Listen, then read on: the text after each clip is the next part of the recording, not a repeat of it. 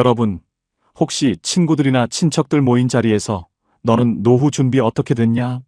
는 질문 받아보셨습니까? 그럴 때마다 떳떳하게 대답하시나요?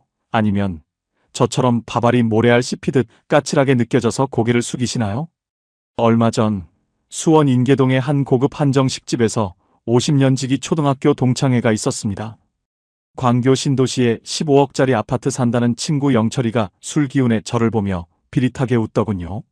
상식아, 너 아직도 그 낡은 지동 빌라에 살지? 요즘 노후에 현금 10억 없으면 사람 취급도 못 받는다더라. 나중에 아파서 요양원 갈 때도 돈 없으면 금 낮은 대로 밀려나는 거 몰라? 그 말에 왁자지껄하던 식탁이 순식간에 찬물을 끼얹은 듯 조용해졌습니다. 친구들의 동정 어린 시선이 제 얼굴에 꽂히는데 그날 제가 먹은 5만원짜리 한정식은 독약보다 더 썼습니다. 제 수중에 남은 돈은 평생 안산공단에서 기름때 묻혀가며 모은 딱 1억 2천만 원 뿐이었거든요. 남들은 10억, 20억을 말하는데 겨우 1억이라니. 저는 그날 밤 제가 실패한 인생의 표본이 된 것 같아 가슴을 쥐어뜯으며 울었습니다. 그런데 말입니다. 그날 이후 제가 알게 된 진실은 제 인생을 송두리째 뒤바꿔 놓았습니다. 저는 과연 10억 없는 낙오자로 살게 될까요? 아니면 모두가 부러워하는 반전을 만들어냈을까요? 동창회를 마치고 돌아오는 길, 팔달문 시장 성곽길을 따라 걸으며 밤바람을 맞았습니다. 화려한 조명이 비추는 수원 화성은 아름다웠지만 제 가슴 속은 텅 빈 것처럼 시리고 아팠습니다. 집에 도착하자마자 아내 순옥이가 자다 깨서 물었습니다. 당신 동창회 잘 다녀왔어요? 맛있는 거 많이 먹었어? 차마 아내 눈을 못 마주치겠더라고요. 30년 넘게 고생만 시켰는데 남은 게 고작 1억뿐이라는 사실이 죄인처럼 느껴졌습니다. 스마트폰을 켜서 요즘 유행한다는 노후 자금 계산기를 두드려 봤습니다. 한 달에 300만 원씩 30년을 산다 치면 최소 10억 8천만 원이 필요하다는 숫자가 뜨더군요. 제 손에 쥔 1억 2천만 원은 그 계산대로라면 딱 3년이면 바닥날 연기 같은 돈이었습니다. 숨이 턱 막히고 눈앞이 캄캄해졌습니다. 진짜 문제는 그 다음이었어요. 유튜브나 뉴스에서는 계속 공포를 팔아치우고 있었습니다. 지금 연금 저축 안 하면 폐지 줍는다. 보험 없으면 파산한다는 소리만 들려왔죠. 그때까지만 해도 저는 제 인생이 여기서 끝난 줄로만 알았습니다. 다음 날 아침 낡은 식탁에 앉아 다시 계산기를 들었습니다. 제 통장에 찍힌 1억 2천만 원, 그리고 매달 들어오는 국민연금 92만 원. 여기에 71세 나이에 수원 화성 성곽길에서 환경미화 일을 하며 받는 시니어 일자리 수입 60만 원. 이 초라한 숫자들을 어떻게 조합해야 30년 남은 인생이 지옥이 되지 않을지 고민하고 또 고민했습니다. 그런데 여기서 중요한 게 있어요. 숫자에 매몰되어 있을 때는 보이지 않던 것들이 마음을 가라앉히고 시스템을 들여다보니 하나둘씩 보이기 시작하더군요. 노후의 행복이 통장 잔고의 앞자리 숫자가 아니라 돈의 성격을 어떻게 정의하느냐에 달려있다는 사실을요. 예상과 완전히 달랐습니다. 1억이라는 돈은 결코 작은 돈이 아니었습니다. 이 돈을 어떻게 배치하느냐에 따라 누군가에게는 1년 만에 사라질 연기 같은 돈이 되기도 하지만 저 같은 사람에게는 죽을 때까지 줄지 않는 든든한 화수분이 될 수도 있다는 걸 나중에야 알았습니다. 그러던 어느 날 15억짜리 아파트에 산다던 영철이에게서 연락이 왔습니다. 목소리가 잔뜩 쉬어 있더라고요. 상식아, 나 좀 보자. 광교 호수공원 근처 벤치에서 만난 영철이의 모습은 충격적이었습니다. 깔끔하던 양복 대신 목이 늘어난 티셔츠를 입고 편의점에서 파는 5천원짜리 도시락을 먹고 있더군요. 야, 영철아, 너 왜 여기서 이러고 있어? 15억짜리 집 사는 놈이 왜 도시락을 먹냐? 제 질문에 영철이가 허탈하게 웃으며 빌지를 보여줬습니다. 매달 나가는 아파트 관리비에 공시지가 올라서 터져나온 재산세, 거기다 소득도 없는데 부과된 건강보험료 폭탄까지. 집값은 올랐는데 정작 손에 쥐는 현금이 없어서 점심 10,000원짜리 해장국 한 그릇 사 먹는 것도 손이 떨린다는 겁니다. 화려한 아파트가 그에게는 탈출할 수 없는 화려한 감옥이었던 거죠. 그때 깨달았습니다. 알고 보니 그게 아니었어요. 세상이 말하는 10억의 환상은 은행과 보험사가 만들어낸 공포 마케팅일 뿐이었습니다. 저는 그날 집으로 돌아와 제 1억 2천만 원에 새로운 이름을 붙였습니다. 이건 투자를 해서 불려야 할 돈이 아니라 내 인격을 지켜줄 최후의 방어벽이라고 말이죠. 그리고 이 1억과 국가가 주는 시스템을 결합하자 기적 같은 일이 벌어지기 시작했습니다.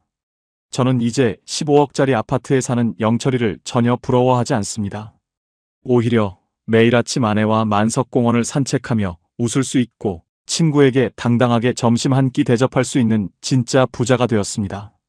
도대체 1억이라는 돈으로 어떻게 이런 마법 같은 구조를 만들었을까요? 단순히 아껴 쓰는 게 정답일까요? 아닙니다. 거기에는 아주 치밀하고도 현실적인 돈의 배치 전략이 숨어 있습니다. 만약 여러분의 통장에 1억 정도 혹은 그보다 조금 적은 돈만 남아서 잠 못 이루고 계신다면 절대로 포기하지 마십시오. 오늘 제 이야기를 끝까지 들으시면 여러분의 1억이 10억보다 더 위대한 힘을 발휘하는 기적 같은 방법을 알게 되실 겁니다. 자, 이제 10억 부자도 부럽지 않은 1억 노후의 비밀을 지금 바로 공개합니다. 여러분은 평생 몸담았던 일터를 떠나던 날을 기억하십니까? 저는 4년 전 32년 동안 매일같이 출근했던 안산 반월공단의 정밀기계 공장을 나오던 날을 평생 잊지 못합니다. 손때 묻은 작업복을 가방에 챙겨 넣고 정문을 나오는데 시화호에서 불어오는 찬 바람이 어찌나 가슴을 후벼 파던지. 그날 제 손에 쥔 건 퇴직금 보태고 아껴서 만든 딱 1억 2천만 원이 든 통장 하나였습니다. 반장님, 그동안 고생 많으셨습니다. 이제 편히 쉬셔야죠. 후배들의 인사를 뒤로하고 팔달문 가는 버스에 올라탔는데 창문에 비친 제 얼굴이 왜 그렇게 초라해 보이던지요. 공장에서 기계 돌리며 자식들 공부시키고 시집장가 보내고 나니 제 인생의 성적표가 겨우 이 숫자 하나라는 사실에 허무함이 밀려왔습니다. 요즘 세상에 10억은 있어야 사람답게 산다는데 남들의 10분의 1밖에 안 되는 이 돈으로 남은 30년을 버텨야 한다니. 버스가 지동시장 앞에 멈췄을 때 저는 내리지도 못하고 한참을 멍하니 앉아 있었습니다. 집으로 들어가는 골목길의 전봇대 불빛마저 저를 비웃는 것 같더군요. 그때까지만 해도 저는 이 돈이 제 노후를 갉아먹는 독약인 줄만 알았습니다. 퇴직하고 딱 석 달이 지났을 무렵 예상치 못한 폭풍이 저희 집 거실로 들이닥쳤습니다. 어느 날 저녁 권선동에서 작은 카센터를 운영하는 아들 진호가 예고도 없이 찾아왔습니다. 평소엔 바쁘다며 명절에나 얼굴 비추던 녀석이 소고기를 한 근 사들고 왔을 때 저는 직감적으로 알았습니다. 아버지, 요즘 경기가 너무 안 좋아서 가게 월세 내기도 벅차네요. 이번에 옆 점포가 비었는데 거기를 인수해서 타이어 전문점까지 같이 하면 좀 나아질 것 같아서요. 아들은 제 눈치를 살피며 조심스럽게 본론을 꺼냈습니다. 아버지, 퇴직금 받으신 거 한 5천만 원만 빌려주시면 안 될까요? 내년까진 무조건 갚을게요. 그 말을 듣는 순간 제 심장이 바닥으로 뚝 떨어지는 기분이었습니다. 제 곁에 앉아있던 아내 순옥이가 제 허벅지를 꼬집더군요. 주지 말라는 신호였죠. 하지만 하나뿐인 자식이 힘들다는데 부모 마음이 어디 그렇습니까? 진호야, 그 돈은 이 애비 목숨값인데 조금만 더 생각해보자. 아들은 서운한 기색을 감추지 못하고 밥도 먹는 둥 마는 둥 하더니 돌아갔습니다. 그날 밤 아내와 저는 한마디도 하지 않고 천장만 보고 누워 있었습니다. 자식에게 돈을 못 내준 못난 부모라는 자책감과 이 돈마저 사라지면 당장 내일은 어떻게 사나 하는 공포가 뒤엉켰습니다. 며칠 뒤 평소 믿었던 이웃집 김씨가 솔깃한 제안을 해왔거든요. 상식씨, 요즘 은행 이자 받아서 언제 10억 만드나? 내 조카가 아는 형님이 부동산 대출 쪽 일을 하는데 이번에 화성 쪽에 땅 조금만 잡아두면 1억이 3억 되는 건 한순간이라니까. 김씨의 말을 듣는데 제 가슴 속의 조급함이 불길처럼 타올랐습니다. 그래, 남들은 다 10억씩 들고 은퇴한다는데 나도 이 1억을 어떻게든 굴려야 발끝이라도 따라가지 않을까? 그날부터 저는 잠을 이룰 수가 없었습니다. 밤마다 거실로 나와 낡은 통장을 손에 쥐고 계산기를 두드려 봤습니다. 1억 2천만 원을 30년으로 나누고 그걸 다시 12달로 쪼개보니 화면에 뜬 숫자는 한 달에 고작 33만 원이었습니다. 이 돈으로 아내와 밥을 먹고 관리비를 내고 병원을 가야 한다니요. 당신 아직 안 자요? 그 통장 본다고 돈이 복사돼서 나오나? 방에서 나온 아내의 목소리가 그렇게 쓸쓸할 수 없었습니다. 제가 느꼈던 그 막막함은 단순히 돈이 없어서가 아니라 세상이 정해놓은 성공한 노후라는 기준에 제가 한참 미달했다는 패배감에서 온 것이었습니다. 국민연금 92만 원에 일자리 수입 60만 원을 더해도 이 1억이라는 숫자가 제 목을 조르는 것 같았습니다. 알고 보니 그게 아니었는데 그때는 몰랐습니다. 세상이 말하는 10억이라는 거대한 숫자가 주는 공포가 제 이성을 마비시키고 있었던 겁니다. 과연 저는 이 불안의 늪에서 어떻게 빠져나왔을까요? 생각처럼 쉽지 않았어요. 하지만 어느 날 문득 만석공원 벤치에 앉아 있다가 제 머리를 때리는 깨달음 하나를 얻게 되었습니다. 그 깨달음이 제 1억을 10억보다 더 단단한 성벽으로 만들어준 시작이었죠. 이게 다가 아니었습니다. 진짜 반전은 제가 주택연금을 알아보기 위해 주민센터를 찾았을 때 일어났습니다. 여러분, 공돈이 생기면 가슴이 설레지만 전 재산이 달랑 1억 남았을 때 누군가 대박 정보를 준다고 하면 어떨 것 같습니까? 가슴이 뛰는 게 아니라 오히려 입술이 바짝바짝 마르고 온몸에 식은땀이 흐릅니다. 이웃집 김씨가 말한 화성 쪽 땅 이야기 때문에 저는 며칠째 팔달문 시장 입구에서 발걸음을 떼지 못했습니다. 상식씨, 지금 안 잡으면 평생 후회해. 1억이 3억 되는 거 요즘 세상의 일도 아니야. 그 말이 제 귀에는 천사의 속삭임이 아니라 제 마지막 목숨줄을 앗아가려는 저승사자의 유혹처럼 들리기도 했습니다. 솔직히 흔들리지 않았다면 거짓말입니다. 남들은 광교에 동탄에 수십억짜리 집을 사서 노후 준비 끝냈다는데 저만 지동 낡은 빌라에서 1억 들고 벌벌 떠는 게 너무 억울했거든요. 결국 김씨가 소개해준 부동산 사무실 문고리를 잡으려던 찰나였습니다. 안에서 웬 어르신 한 분이 울부짖으며 나오는 걸 목격했습니다. 이 사기꾼 놈들아, 내 퇴직금 다 날려먹고 이제 와서 나 몰라라 하면 어떡해? 그 어르신의 핏발선 눈과 절망적인 비명소리를 듣는 순간 제 뒷덜미에 소름이 쫙 돋았습니다. 생각처럼 쉽지 않았어요. 욕심이라는 놈이 제 이성을 마비시키려던 그 찰나의 순간 저는 깨달았습니다. 노후의 1억은 불려야 할 투자금이 아니라 무슨 일이 있어도 지켜야 할 생존 자금이어야 한다는 사실을요. 투자의 유혹을 뿌리치고 나니 이번엔 더 독한 놈이 제 발목을 잡았습니다. 부동산 사무실에서 도망치듯 돌아온 저녁, 집안 분위기는 냉골이었습니다. 아내 순옥이는 아까부터 제 눈을 피하며 설거지만 요란하게 해대더군요. 당신, 아까 진호한테 전화 왔었지? 가게 보증금 보태달라고 또 울먹였다며. 제 말에 아내가 고무장갑을 팽개치며 뒤돌아섰습니다. 상식씨, 우리 아들 저러다 길거리 나앉게 생겼는데 당신은 그놈의 1억만 붙들고 있을 거야? 부모가 돼서 어떻게 그렇게 냉정해? 아내의 원망 섞인 목소리가 제 가슴을 비수처럼 찔렀습니다. 자식 사랑하는 마음이야 저라고 왜 없겠습니까? 권선동에서 카센터 하며 손톱 밑에 새까만 기름때 묻혀가며 사는 아들놈 볼 때마다 제 마음도 찢어집니다. 하지만 나중에 알았는데요. 그때 제가 흔들려서 그 돈을 내줬다면 우리 가족은 아마 지금쯤 파멸의 길을 걷고 있었을 겁니다. 혹시 여러분 중에도 자식의 눈물 섞인 부탁 때문에 마지막 노후 자금을 내어줄까 고민하는 분 계신가요? 그 마음, 저도 뼈저리게 이해합니다. 하지만 저는 그날 밤 아내에게 처음으로 모진 소리를 했습니다. 순호가, 우리가 이 돈 주면 당장은 아들이 숨통 트이겠지. 그런데 우리가 병원 가야 할 때, 우리 틀리해야 할 때, 그때 진호한테 손 벌릴 거야?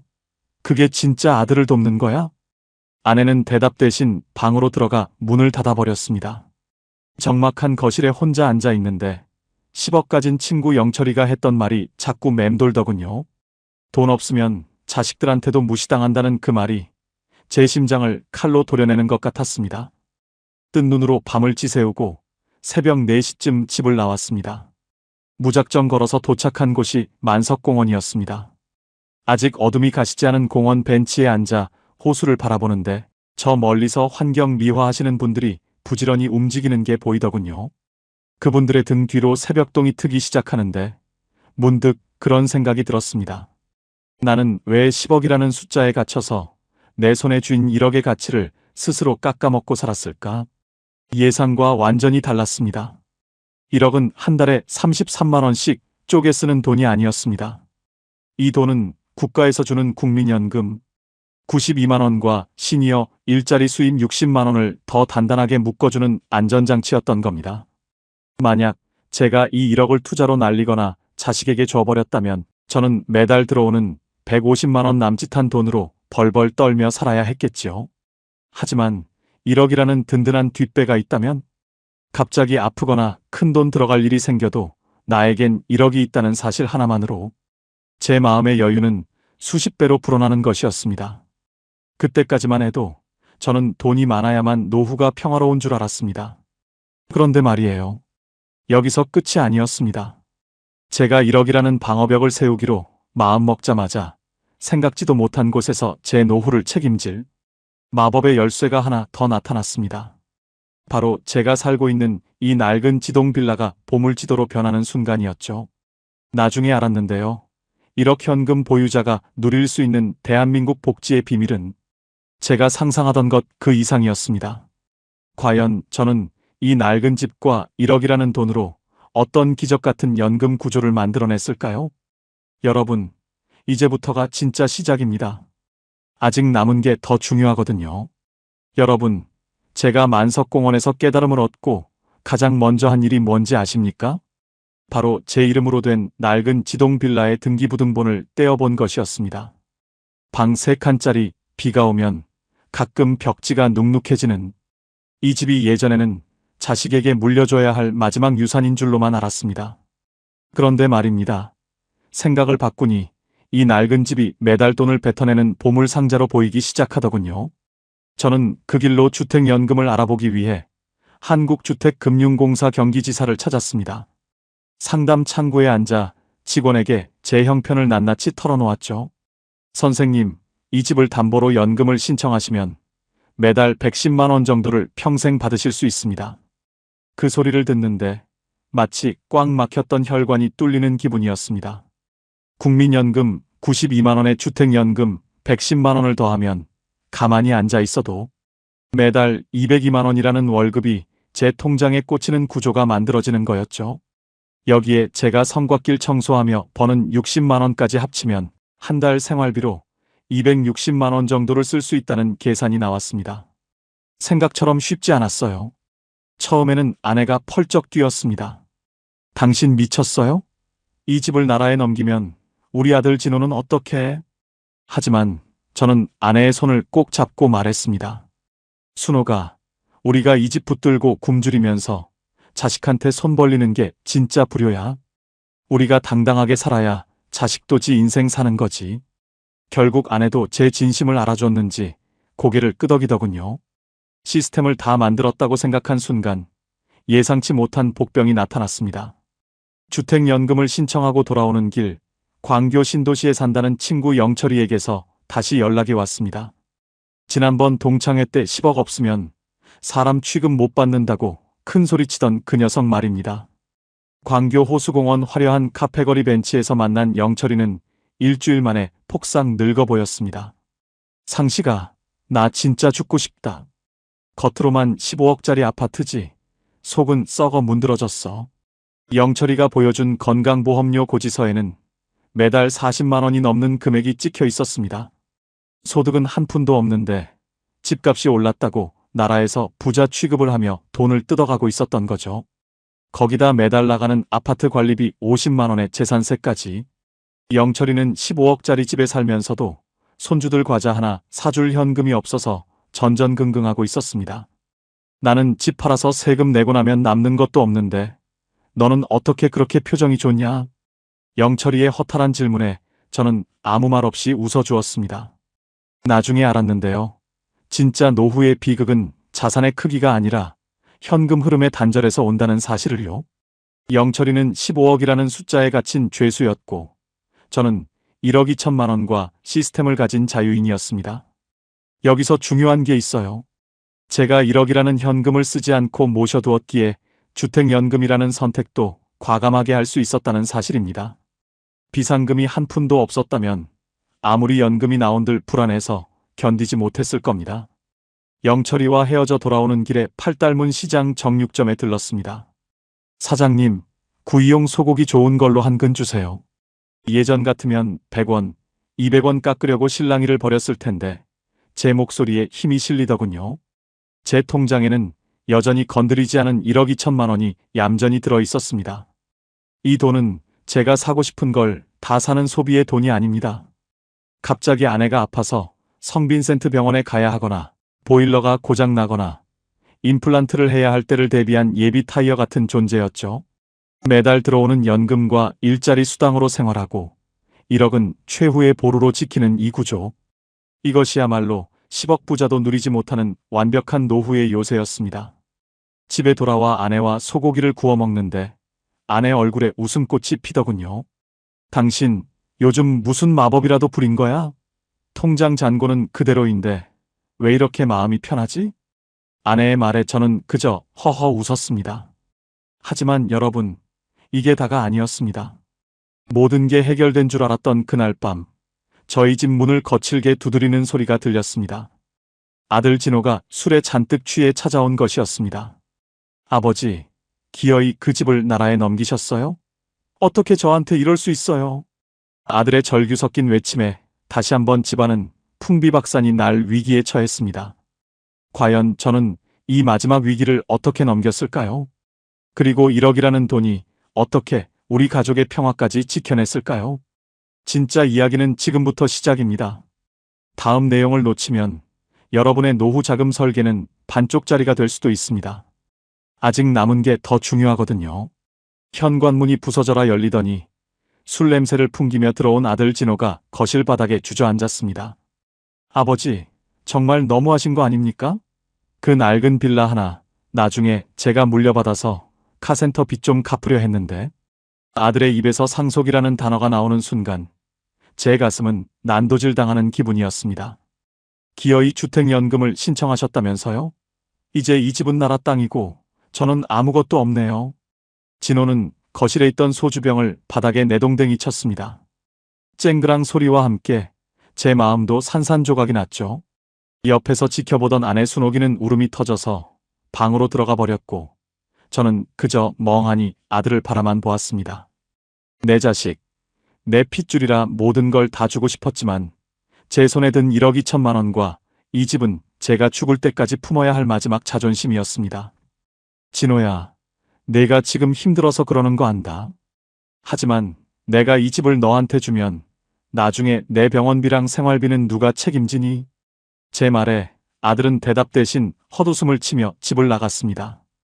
밤새도록 거실에 앉아 있는데 벽에 걸린 낡은 시계 소리가 어찌나 크게 들리던지 잠 한숨 못 잤습니다. 아들이 가고 난 뒤 아내가 방에서 나와 저에게 짐을 싸겠다고 선언한 겁니다. 아내와 냉전이 시작된 지 사흘째 되던 날, 저는 복잡한 마음을 달래려 성곽길을 따라 창룡문까지 걸었습니다. 걷다 보니 배가 출출해져서 단골 김밥집에 들어갔는데 거기서 예전 공장 동료였던 박 씨를 만났습니다. 박 씨는 저보다 한 해 먼저 은퇴해서 지금은 경기도에서 주는 시니어 공공근로를 하며 지내고 있었죠. 상식 씨, 얼굴이 왜 그렇게 반쪽이 됐어? 무슨 일 있나? 박 씨에게 아들놈과의 갈등을 털어놓자 그는 묵묵히 김밥을 씹더니 제 손을 꽉 잡았습니다. 상식 씨, 잘 생각했어. 나중에 알았는데요. 자식한테 미리 다 퍼준 사람들 치고 끝이 좋은 사람 하나도 없더라고. 박 씨는 자기 주변 이야기를 들려줬습니다. 퇴직금 3억을 아들 아파트 전세금에 보태줬다가 지금은 자식 눈치 보여서 용돈 10만 원 받기도 힘들다는 친구 이야기였죠. 우리가 당당하게 돈을 쥐고 있어야 자식들도 우리를 부모로 대접해. 1억이라는 현금이 통장에 있는 거랑 없는 거는 하늘과 땅 차이야. 박 씨의 말을 듣는데 꽉 막혔던 가슴이 조금씩 뚫리는 기분이었습니다. 여기서 중요한 게 있어요. 저는 단순히 제 욕심을 채우려고 돈을 지키는 게 아니라 자식에게 짐이 되지 않기 위해 이 시스템을 만든 것이니까요. 하지만 생각처럼 쉽지 않았어요. 집으로 돌아오는 길에 아들 녀석의 카센터가 있는 권선동 쪽을 바라보는데 부모 마음이라는 게 참 간사하더군요. 내가 정말 나쁜 아버지가 된 건가 하는 죄책감이 다시 발목을 잡았습니다. 결국 저는 아내 몰래 빗속을 뚫고 아들의 카센터로 향했습니다. 기름때가 잔뜩 묻은 얼굴로 차 밑에 들어가 씨름하는 아들을 보니 눈물이 왈칵 쏟아지더군요. 일이 끝나길 기다렸다가 아들을 근처 국밥집으로 데려갔습니다. 진호야, 내가 아빠 원망하는 거 안다. 그런데 말이다. 아빠 통장에 1억 2천만 원이 왜 그대로 있는지 아니? 아들은 숟가락을 멈추고 저를 빤히 쳐다봤습니다. 이 돈은 내가 정말 감당 못할 위기에 처했을 때 아빠가 너를 위해 꺼낼 수 있는 마지막 카드란다. 지금 이 돈을 사업 자금으로 줘버리면 나중에 우리 집안 전체가 무너질 때 기댈 곳이 없어져. 제 진심이 통했는지 아들의 눈시울이 붉어지더군요. 저는 아들에게 당당하게 말했습니다. 나 주택연금 신청해서 이제 매달 돈 나온다. 내 엄마랑 내 앞가림은 내가 할 테니 너는 돈 걱정 말고 내 기술로 일어서라. 나중에 알았는데요.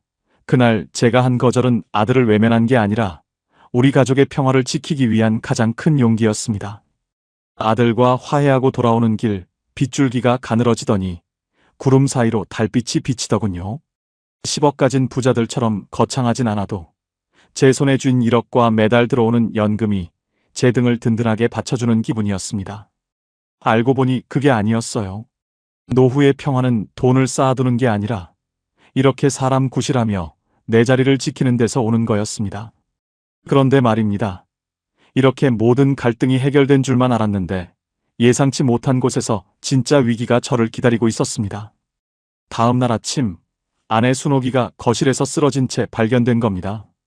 제가 지켰던 그 1억이 진짜 시험대에 오르는 순간이었죠.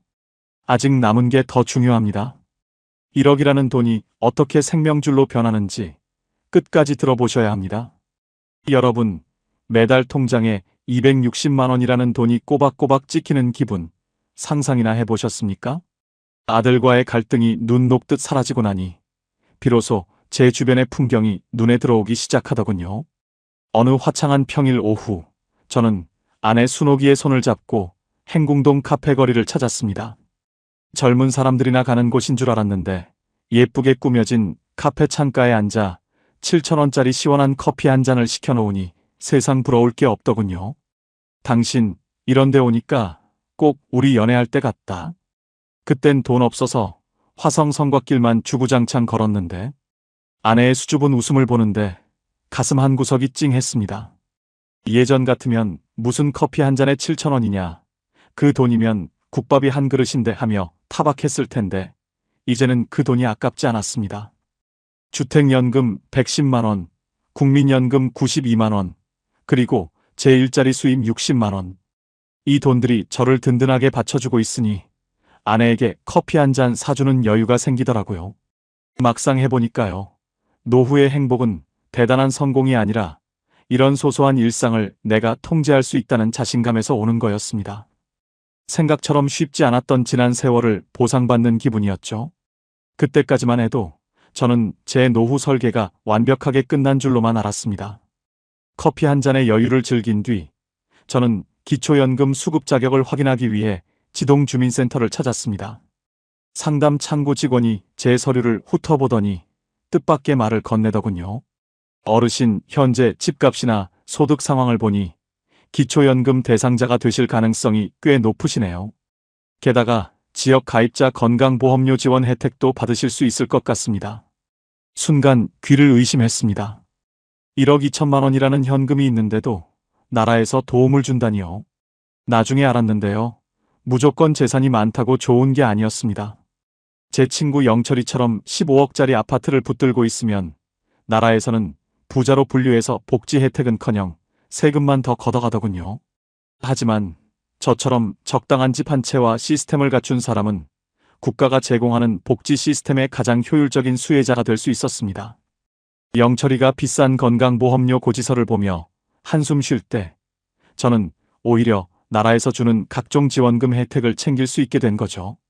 여기서 중요한 게 있어요. 제가 10억이라는 숫자를 포기하고 현실적인 1억을 선택했기에 누릴 수 있는 특권이었습니다. 주민센터를 나오는데 발걸음이 어찌나 가볍던지 지동시장 입구에서 아내가 좋아하는 찐빵을 10,000원어치나 샀습니다. 이게 다가 아니었습니다. 집에 돌아오니 아들이 손주들을 데리고 찾아왔더군요. 그 녀석이 제 손을 잡으며 말했습니다. 아버지, 저 이제 진짜 열심히 해보려고요.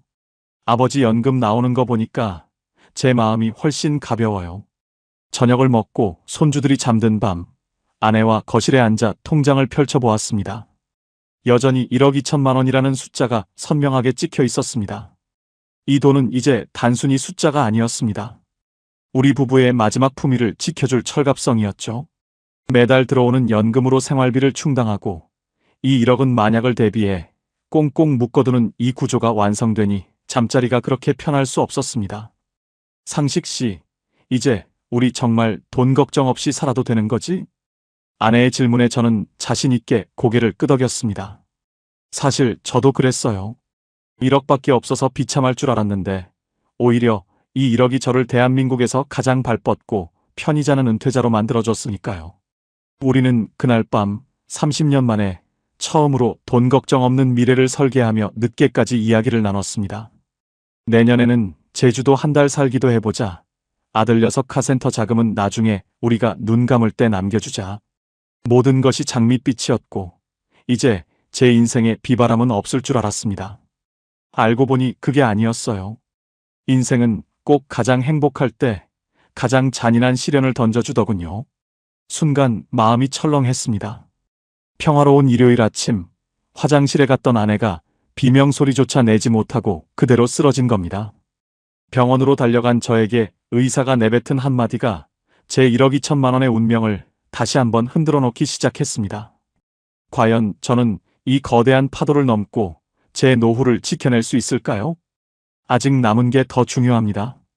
진짜 반전은 지금부터니까요. 그런데 말입니다. 인생은 제 편이 아니었습니다. 평화로운 일요일 아침, 화장실에서 들린 쿵소리 하나가 제 세상을 송두리째 무너뜨렸습니다. 급하게 달려가 보니 아내 순옥이가 차가운 타일 바닥에 쓰러져 의식을 잃고 있더군요. 순옥아, 정신 차려. 순옥아. 정신없이 119에 전화를 걸고 구급차 사이렌 소리에 심장을 실어보냈습니다. 도착한 곳은 수원 성빈센트 병원 응급실이었습니다. 그 시큼한 소독약 냄새와 차가운 스테인리스 침대 소리가 아직도 살결에 생생합니다. 의사가 심각한 표정으로 나오더니 뇌경색이라고 당장 응급수술을 해야 한다고 했습니다.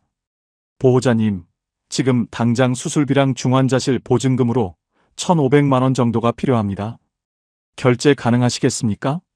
순간 머릿속이 하얘지며 다리에 힘이 풀려 주저앉고 말았습니다. 제 통장에 매달 260만 원이 들어오면 뭐합니까? 당장 아내 목숨이 왔다 갔다 하는 이 1분 1초가 급한 순간에 수천만 원의 생돈이 없으면 손을 쓸 수가 없는 겁니다. 문제는 여기서 끝이 아니었습니다. 병원 복도에 앉아 있는데 권선동 사는 아들 진호가 소식을 듣고 달려왔습니다. 아버지, 엄마 어떡해요? 수술비는요? 제가 지금 가진 돈이 하나도 없는데 대출이라도 알아볼까요? 아들의 얼굴은 이미 눈물범벅이었고 손은 덜덜 떨리고 있었습니다. 만약 제가 그 1억 2천만 원을 아들 카센터 보증금으로 줘버렸다면 어땠을까요? 아니면 이웃집 김씨 말 듣고 화성 땅에 다 묻어버렸다면요? 아마 저도 아들 붙잡고 응급실 바닥에서 통곡하며 하늘만 원망했겠죠. 솔직히 포기하고 싶을 만큼 막막한 순간이었지만 저는 바지 주머니 속 지갑을 꼭 쥐었습니다. 그 안에는 제 인생의 마지막 보루 1억 2천만 원이 든 통장과 연결된 카드가 있었거든요. 저는 떨리는 손으로 카드를 꺼내 원무과 창구로 향했습니다. 선생님, 여기 있습니다. 돈 걱정 마시고 제 아내 좀 꼭 살려주세요. 1,500만 원이라는 큰 금액이 결제되는 띡 소리가 들리는데 눈물이 왈칵 쏟아졌습니다. 이 돈은 단순히 숫자가 아니라 제 아내의 숨구멍이었고 우리 가족의 생명줄이었습니다. 아내의 수술이 진행되는 동안 중환자실 대기실 차가운 의자에 앉아 밤을 지새웠습니다. 문득 15억짜리 아파트 산다는 친구 영철이 얼굴이 떠오르더군요. 영철이라면 이 순간에 어떻게 했을까요?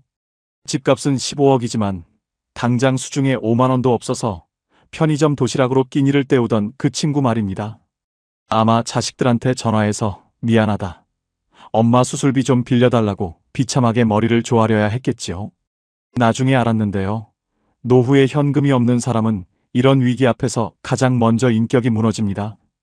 자식에게 짐이 되는 순간 부모로서의 자존심은 고사하고 가족관계 자체가 지옥으로 변하거든요. 저는 수술실 불빛을 바라보며 결심했습니다. 아직 남은 게 더 많다. 내 통장의 1억은 이제부터 순옥이의 재활과 우리 부부의 품위를 위해 더 독하게 지키겠다고 말이죠. 생각처럼 쉽지 않았어요. 수술은 무사히 끝났지만 진짜 사투는 이제부터 시작이었습니다. 아내가 깨어난 뒤 겪어야 할 재활 치료비와 간병비, 그 어마어마한 파도가 다시 저를 향해 몰려오고 있었으니까요. 하지만 저는 두렵지 않았습니다. 저에겐 아직 1억이라는 방패가 남아 있었거든요. 그런데 말입니다. 그때까지만 해도 저는 돈만 있으면 다 해결될 줄 알았습니다. 수술 일주일 뒤, 제가 그동안 믿고 의지했던 보험사에서 청천벽력 같은 연락 한 통이 걸려왔습니다. 고객님, 이번 수술은 약관상 보장 범위에서 제외되십니다. 순간 심장이 멎는 것 같았습니다. 제가 지켰던 그 1억이 모래성처럼 허물어질 위기에 처한 겁니다. 과연 저는 이 거대한 사기 같은 현실 앞에서 어떻게 아내를 지켜낼 수 있을까요? 여러분, 여기서 끝이 아닙니다. 진짜 노후의 지혜는 바로 이 위기를 넘기는 순간에 나옵니다. 아직 남은 게 더 중요하니 절대 이탈하지 마시고 끝까지 들어보십시오. 그런데 말입니다. 그때 그 서류를 다시 확인했어야 했습니다. 고객님, 죄송하지만 이번 뇌경색 수술은 과거에 혈압약을 드셨던 기록 때문에 고지 의무 위반에 해당하십니다. 보험금 지급이 어렵습니다. 전화기 넘어 들려오는 보험사 직원의 무미건조한 목소리에 제 무릎이 다시 한번 꺾였습니다. 분명히 은퇴 전부터 꼬박꼬박 한 달에 15만 원씩 20년을 넘게 부어온 보험이었습니다. 아플 때 큰 힘이 될 거라 믿고 아껴가며 낸 돈인데 막상 생사가 오가는 순간에 나라에서 주는 지원금은커녕 제가 낸 보험금조차 못 받는다니요. 병원 복도에 앉아 있는데 지나가는 사람들의 발소리가 제 머릿속을 망치로 때리는 것 같았습니다. 수술비와 입원비로 이미 1,500만 원을 결제했고 앞으로 들어갈 간병비와 재활비까지 생각하니 제 통장에 1억 2천만 원이 모래성처럼 스르르 무너져 내리는 기분이었습니다. 1억 500만 원. 어느새 앞자리가 바뀌어버린 통장 잔고를 보는데 손이 덜덜 떨리더군요. 그때까지만 해도 저는 돈만 있으면 다 해결될 줄 알았습니다. 보험금 거절 소식을 들은 아들 진호가 다시 한번 제 가슴에 대못을 박았거든요. 아버지, 보험금이 안 나온다니 그게 무슨 소리예요? 그럼 이제 어떡해요? 엄마 재활하려면 한 달에 간병비만 300만 원 넘게 든다는데. 아들 진호의 얼굴에는 당혹감과 원망이 가득했습니다. 지하 카페의 시끄러운 소음 속에서 아들이 제 쪽으로 몸을 숙이며 목소리를 낮췄습니다. 아버지, 차라리 지금이라도 빌라 담보로 대출 좀 더 받으시는 건 어때요? 아니면 통장에 남은 1억 그냥 제가 아는 지인 통해서 비상장 주식에라도 넣어보든지요. 지금 이대로는 엄마 병원비 대다가 아버지 노후까지 다 거덜나요. 그 말을 듣는 순간 제 머릿속에는 경고등이 요란하게 울렸습니다. 사랑하는 아내의 병원비 때문이라는 명분은 그럴싸했지만 결국 제 마지막 보루인 1억을 흔들어 보겠다는 유혹이었죠. 나중에 알았는데요. 노후에 큰 병이 닥치면 가장 먼저 주변 사람들이 제 지갑을 걱정하며 위험한 조언을 하기 시작합니다. 본인들도 불안하니까 어떻게든 제 돈을 굴려서 상황을 모면해 보려는 조급함이죠. 하지만 저는 그날 아들에게 단호하게 말했습니다. 진호야, 대출은 절대 안 된다. 그리고 이 돈은 주식에 넣을 돈이 아니야. 한 달에 300만 원이 들든 500만 원이 들든 아빠가 가진 이 돈으로 끝까지 버텨볼 거다. 그러니 너는 제발 돈 불릴 생각 말고 내 엄마 손 한 번 더 잡아줘라. 아들은 답답하다는 듯 머리를 쥐어뜯으며 카페를 나갔습니다. 비어버린 아들의 의자를 보며 저는 결심했습니다. 보험사가 안 도와준다면 내가 직접 나라의 시스템을 뒤져서라도 내 돈을 지켜내겠다고 말이죠. 면회 시간이 되어 중환자실 유리창 너머로 잠든 아내 순옥이를 보았습니다. 각종 기계를 몸에 달고 가쁘게 숨을 쉬는 아내를 보며 저는 역설적이게도 제 통장에 남은 1억 500만 원에 대해 깊은 감사를 느꼈습니다. 만약 제 친구 영철이처럼 15억짜리 아파트 한 채만 있고 당장 쓸 현금이 없었다면 어땠을까요? 보험금 거절 소식을 듣자마자 집을 팔아야 하나, 아들한테 무릎을 꿇어야 하나 하며 아내의 얼굴도 제대로 못 쳐다봤을 겁니다. 하지만 저에게는 아직 1억이라는 방패가 남아 있었습니다. 이 돈이 있기에 저는 보험사와 싸울 여유가 있었고 아들에게 당당하게 거절할 힘이 있었으며 의사에게 최선을 다해달라고 말할 수 있는 자존심이 있었습니다. 여기서 중요한 게 있어요. 1억이라는 숫자가 저를 부자로 만들어준 게 아니라 위기 속에서도 제가 이성적인 판단을 할 수 있게 붙들어준 겁니다.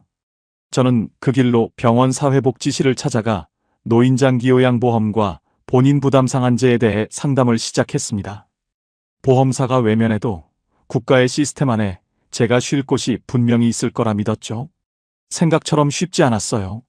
쏟아지는 서류와 복잡한 행정 절차에 눈앞이 침침해졌지만 저는 포기하지 않았습니다. 제 1억을 지키는 것이 곧 아내의 생명을 지키는 길이었으니까요.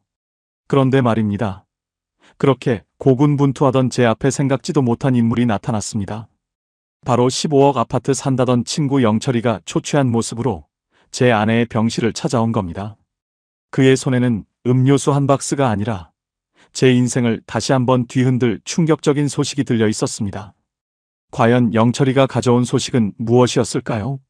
그리고 그 소식이 제 노후의 1억을 어떻게 다시 정의하게 만들었을까요? 아직 남은 게 더 중요합니다.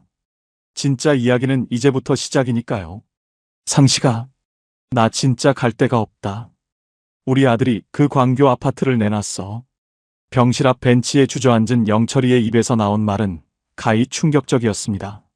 15억짜리 아파트에 산다고 떵떵거리던 그 친구가 사실은 아들의 사업, 빚 보증을 섰다가 집이 경매에 넘어가기 직전이라는 거였죠. 아니, 그래도 15억짜리 집인데 남는 돈이 있지 않겠나? 제 물음에 영철이는 마른 세수를 하며 고개를 저었습니다. 대출금 갚고 세금 떼고 나니까 남는 게 없어. 당장 이번 달 관리비도 못 내서 전기 끊기게 생겼다. 15억이라는 거대한 숫자에 갇혀 살던 친구가 정작 아내가 아파서 입원했다는 소식을 듣고는 차비가 없어서 팔달문에서 여기까지 걸어왔다는 말을 듣는데 등에 식은땀이 흐르더군요. 알고 보니 그게 아니었어요. 겉으로 보이는 집값은 남들에게 보여주기 위한 화려한 껍데기일 뿐 위기 앞에서 우리를 지켜주는 건 결국 내 손에 쥐어진 현금이었습니다. 영철이는 15억짜리 집을 가졌지만 당장 10만 원이 없어서 고개를 숙였고 저는 1억 2천만 원이라는 현금이 있었기에 아내의 수술비 1,500만 원을 그 자리에서 결제할 수 있었습니다. 누가 진짜 부자입니까? 하지만 문제는 여기서 끝이 아니었습니다. 영철이를 보내고 나니 이번엔 제 아들 진호가 또 다른 서류를 들고 저를 기다리고 있었거든요. 아버지, 보험사에서 안 준다니까 제가 아는 선배한테 물어봤어요. 이 돈 그냥 병원비로 다 쓰지 말고 일단 대출받아서 메꾸고 남은 1억은 수익률 좋은 펀드에 넣어두는 게 어때요? 아들 진호의 끈질긴 유혹을 뒤로하고 저는 무거운 몸을 이끌고 수원시청 근처에 있는 국민건강보험공단을 찾았습니다. 보험사가 외면한다면 나라에서 운영하는 제도를 하나하나 다 파헤쳐보겠다는 각오였죠. 상담 창구에 앉아 본인 부담 상한제와 노인장기요양보험에 대해 묻고 또 물었습니다. 어르신, 수술비가 많이 나오셨네요. 본인 부담 상한제를 활용하시면 소득 분위에 따라 나중에 일정 금액을 환급받으실 수 있습니다. 그 소리를 듣는데 눈앞에 가득했던 안개가 조금씩 걷히는 기분이었습니다. 생각처럼 쉽지 않았어요. 복잡한 용어와 쏟아지는 증빙 서류에 머리가 지끈거렸지만 저는 포기하지 않았습니다. 이 서류 한 장이 제 통장에 1억을 지켜줄 방패라는 걸 알았으니까요. 만약 제가 아들 말 듣고 그 돈을 펀드에 넣었거나 대출을 받았다면 저는 지금쯤 병원비 걱정에 아내 손 한 번 제대로 못 잡아줬을 겁니다. 여기서 중요한 게 있어요. 현금 1억이 있다는 사실은 저에게 시간을 벌어주었습니다. 돈이 없어서 당장 쫓겨날 처지였다면 이런 복지 혜택을 알아볼 여유조차 없었겠지요. 다시 병원으로 돌아와 유리창 너머로 아내 순옥이를 보았습니다. 간신히 의식을 되찾은 아내가 저를 보며 힘겹게 입술을 달싹이더군요. 상식 씨, 병원비 어떻게? 진호한테 손 벌리지 마. 그 말을 듣는데 심장이 미어지는 것 같았습니다. 아픈 와중에도 자식에게 짐이 될까봐 걱정하는 그 마음을 알기에 저는 아내의 손을 꼭 잡고 단호하게 말했습니다. 순호가 걱정 마라. 우리 통장에 아직 1억 넘게 그대로 있어. 당신 수술비 다 냈고 재활 치료비도 걱정 없다. 당신은 나만 믿고 일어나기만 해. 그 말을 뱉는 순간 가장으로서의 인격이 살아나는 걸 느꼈습니다. 나중에 알았는데요. 노후의 비극은 돈이 없어서가 아니라 돈 때문에 사랑하는 사람 앞에서 비굴해질 때 시작되는 거였습니다. 영철이는 15억 아파트를 가졌지만 친구 앞에서 비굴해졌고 저는 1억을 지켰기에 아내 앞에서 당당할 수 있었습니다. 물론 앞으로 재활 치료가 1년이 걸릴지 2년이 걸릴지 모릅니다. 한 달에 간병비만 200만 원 넘게 나갈 수도 있겠지요. 하지만 저는 두렵지 않습니다. 매달 나오는 연금 260만 원과 제 손에 쥔 1억이라는 실탄이 있는 한 저는 끝까지 제 아내를 제 손으로 지켜낼 겁니다. 예상과 완전히 달랐습니다. 1억이라는 돈은 단순히 소비를 위한 돈이 아니었습니다. 이 돈은 우리 부부가 세상 풍파에 휩쓸리지 않게 잡아주는 거대한 닻이었습니다. 그런데 말입니다. 아내가 일반 병실로 옮기던 날 생각지도 못한 소식이 다시 한번 저를 기다리고 있었습니다. 병원비 정산을 하려는데 원무과 직원이 저를 부르더니 뜻밖의 서류를 내미는 게 아니겠습니까? 어르신, 이 부분은 국가지원금으로 처리가 되셨네요. 과연 저는 1억을 지키고도 아내를 무사히 집으로 데려갈 수 있을까요? 아직 남은 게 더 중요합니다. 1억 자산가의 진짜 평온한 일상이 어떻게 완성되는지 그 마지막 비밀을 꼭 들어보십시오. 드디어 아내 순옥이가 휠체어를 타고 병원 문을 나서는 날이 왔습니다. 한 달 넘는 병원 생활 끝에 제 손에 쥐어진 최종 정산서에는 입이 떡 벌어지는 숫자가 적혀 있었죠. 수술비와 입원비, 그리고 재활 치료비까지 합쳐서 3,500만 원이라는 거금이 찍혀 있었습니다.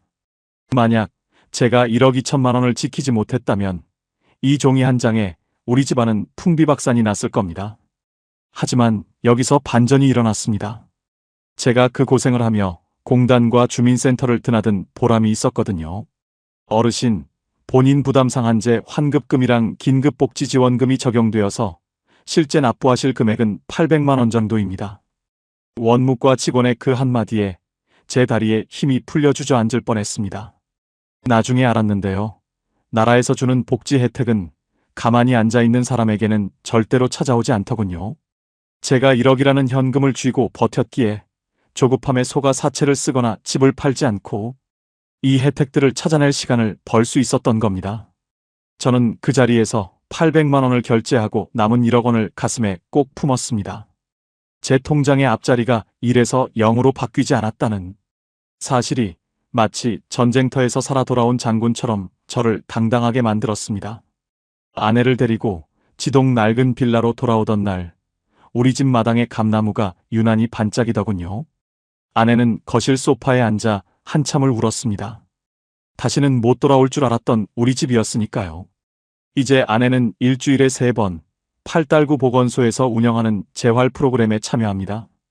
노인장기 요양보험 등급을 받은 덕분에 요양보호사 선생님이 오셔서 아내의 식사와 운동을 도와주고 계시죠. 예상과 완전히 달랐습니다. 아내가 쓰러지면 모든 게 끝장나고 돈은 바닥날 줄 알았는데 시스템을 활용하니 오히려 일상은 더 단단해졌습니다. 매달 들어오는 주택연금 110만 원과 국민연금 92만 원, 그리고 제가 다시 시작한 성곽길 일자리 수입 60만 원.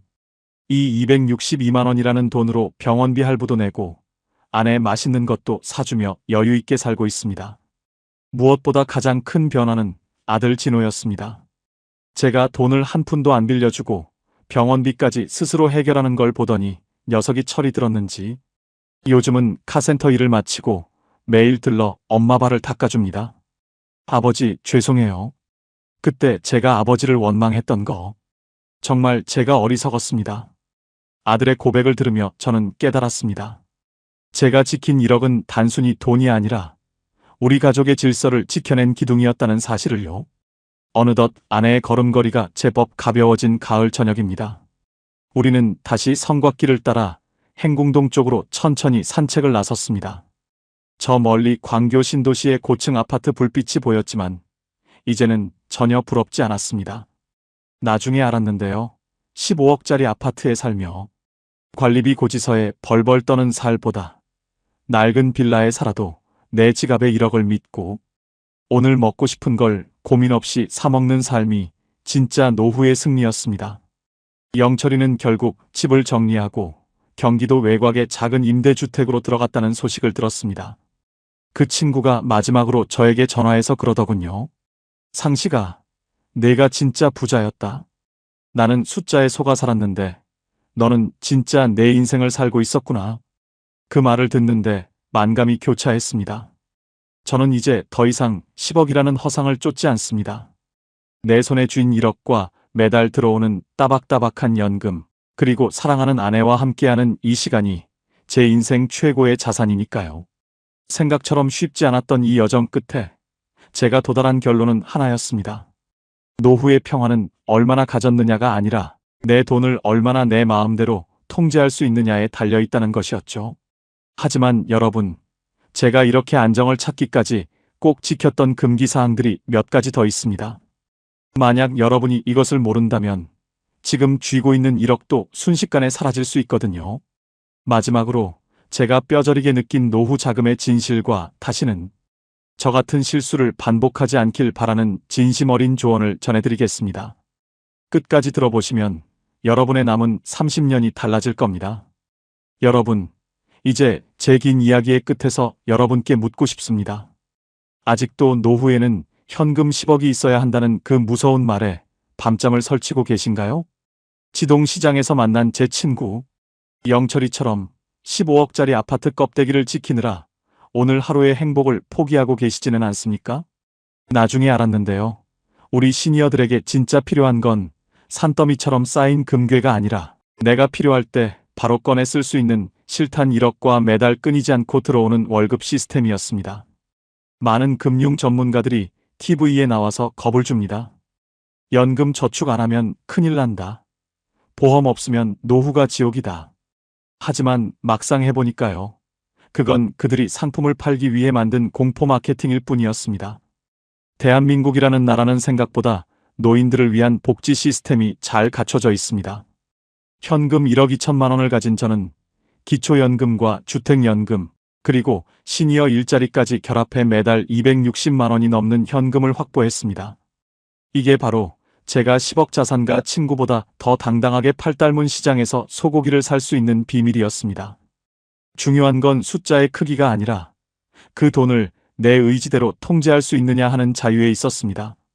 제가 아내의 뇌경색 위기를 넘기고 1억을 끝까지 지켜내면서 뼈저리게 느낀 3가지 철칙이 있습니다. 혹시 지금 흔들리고 계신 분이 있다면 이 부분만큼은 꼭 기억하세요. 첫 번째는 자식에게 주는 돈은 투자가 아니라 버리는 돈이라고 생각해야 한다는 겁니다. 내 아들 진호에게 5천만 원을 빌려줬다면 저는 지금 병원비 때문에 자식 눈치를 보며 용돈 구걸하는 처지가 됐을 겁니다. 부모가 경제적으로 단단하게 서 있는 것, 그것이 자식에게 줄 수 있는 가장 큰 유산이자 진짜 사랑입니다. 두 번째는 노후의 1억은 절대 수익을 위해 굴리지 말라는 것입니다. 이웃집 김씨가 말한 화성 땅 대박 정보나 아들이 말한 비상장 주식 유혹, 그건 1억을 3억으로 만드는 기회가 아니라 1억을 영원으로 만드는 지름길입니다.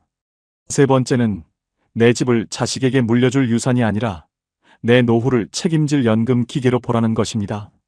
주택연금은 나라가 보증하는 가장 확실한 월급입니다. 낡은 지동 빌라라도 좋습니다. 그 집이 매달 100만 원씩 뱉어낸다면 그건 강남 아파트 부럽지 않은 효자 노릇을 하는 겁니다. 생각처럼 쉽지 않다는 거 압니다. 주변에 눈총도 있고 자식의 원망 섞인 목소리도 들리겠죠.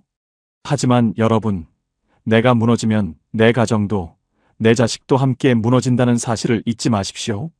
이제 저는 매일 아침 아내 순옥이의 휠체어를 밀며 만석공원 호숫가를 산책합니다. 통장에 남은 1억 원이라는 숫자는 이제 저에게 단순한 돈이 아닙니다. 아내가 다시 아파도 걱정 없다는 안도감이고, 손주들에게 당당하게 용돈 10,000원짜리 한 장 쥐어줄 수 있는 할아버지의 자존심입니다. 알고 보니 그게 아니었어요.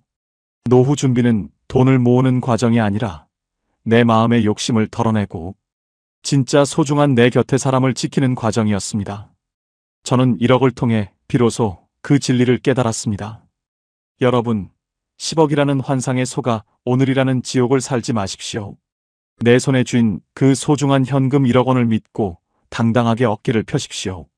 나라에서 주는 지원금 꼼꼼히 챙기고 하루 3시간 즐겁게 일하며 내 집에서 연금 받으며 사는 삶. 그게 바로 대한민국에서 가장 행복한 은퇴자의 모습입니다. 제 이야기가 불안한 여러분의 마음에 작은 위로와 희망이 되었기를 진심으로 바랍니다. 여러분의 1억은 세상에서 가장 큰 돈이며 여러분의 노후는 반드시 찬란하게 빛날 것입니다.